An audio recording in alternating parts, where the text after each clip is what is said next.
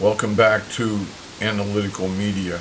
In our earlier video, we looked at dreams, their importance, where they came from, the relationship of the conscious mind to the unconscious. We talked about those things in the first video. We'll include a link to that somewhere in this video. We mentioned that many inventions have occurred during dreams. The benzene ring, a structure in chemistry, a man riding a bus who had a dream, and he saw it was a chemist, the man who ultimately won the Nobel Prize, I believe, for the benzene ring. And he saw a dragon in his dream with scales along its spine that had the molecules, the arrangement of all the things that needed to be there for benzene. And then he saw the dragon reach around and bite its own tail. And then he saw that these chemicals would be arranged in a ring. And I believe he won the Nobel Prize for that. I could double check, but then you could double check. And we could move on. It's true. Again, you should look everything up. We're living in an age where lies are plentiful, and people create alternative realities, which means non-reality, because there is only one reality, and we know that. So don't believe anyone. Certainly I wouldn't. But these are pretty benign things. That is the story behind the benzene ring. Another story about what occurred in a dream happened to Albert Einstein. You know, perhaps the world's greatest ever physicist, man who's inspired everything, the man who's been contradicted virtually not at all, and great advances in science have done nothing but further his research, his popularity, confirmed his beliefs, with very few exceptions. So his theory of relativity, which is the fundamental to all of physics, all of science really, and very famous for his theory of relativity, it occurred this way. He had a dream, and in his dream he was telling a farmer about cows being surrounded by an electric fence. But the farmer saw something different. Einstein awakened from that dream, and he realized that what he saw from his vantage point, Einstein, would be different than what the farmer saw from his vantage point. And from that, then, he showed the relativity of objects to the effect or to the observer or to the speed of light. The important thing is not to understand relativity. The important thing is to realize that occurred to Einstein in a dream. Many other things have. The Russian chemist Dmitri Mendeleev was trying to develop the periodic tables. And at the time, there were only 56 elements in the table. He was trying to invent a table from a number of possible versions. And he's quoted as saying, "I saw in a dream a table where all the elements fell into places required. I immediately wrote it down upon awake." He wrote in his diary, "Only in one place did a correction later seem necessary." So the entire 56 elements of the periodic table that existed at that time came from a dream. He put them together in a dream, and he struggled for 3 days to try to classify those elements. It was Dmitri Mendeleev. Now, Elias Howe invented the sewing machine. And it's nothing short of amazing how a sewing machine works. Before then, everything was sewn by hand. And nothing. Persons tried over and over and over again.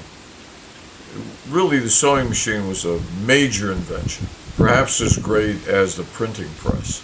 But it was an amazing invention because before that point, clothing was extremely expensive because everything had to be sewn by hand. That's the only way you can make a locking stitch. meaning that if you pull one piece of thread, the whole thing doesn't unravel. You just pull on it and all of it comes apart. Locking stitch means if you pull on a thread, it will only unravel back to the last stitch. Very important invention of the sewing machine. And he dreamt, Elias Howe dreamt in his sleep, he dreamt the cannibals were preparing to cook him as they danced about waving spears. And the spears had a hole at the sharp tip. That Howe got the idea to put the hole in a needle at the tip. If you think about it, sewing machine needles, if you're familiar with it today, the hole is always in the tip of the needle. Before hand sewing, going back centuries until this present day, the tip of the needle has no hole. The hole is way at the other end of the needle. That was Elias Howe. I mentioned some of these things in our first video. I thought I would give you a little more background in this video. Now we'll move on to Niels Bohr was, of course, and still is to this day, a renowned physicist, one of the great physicists. He's contributed quite a bit to quantum physics.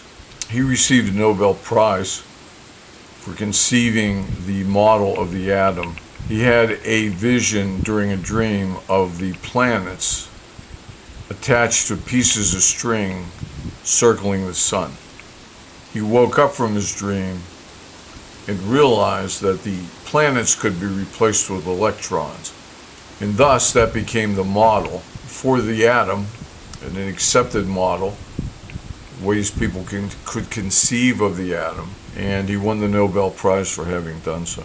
Well, if we move into more modern things, some modern, well, relatively modern, we move into the era of rock and roll, we move into the Beatles and Rolling Stones. And both of them, according to Paul McCartney and Keith Richards, I believe, I'll double check that for you in a second, they both had songs occur to them in a dream. For the Beatles, according to Paul McCartney, it was the song Yesterday. That song, when Paul McCartney woke up, he had that melody playing in his head. It became the very famous Yesterday, and something similar happened to Keith Richards.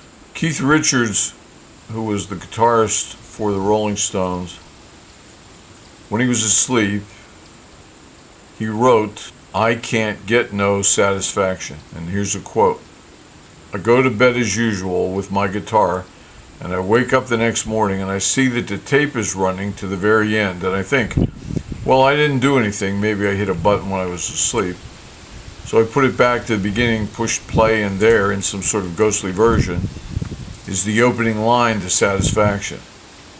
It was a whole verse, and that's how the song started." Robert Louis Stevenson, who wrote Dr. Jekyll and Mr. Hyde, who created those famous characters, did so in a dream, in a nightmare actually.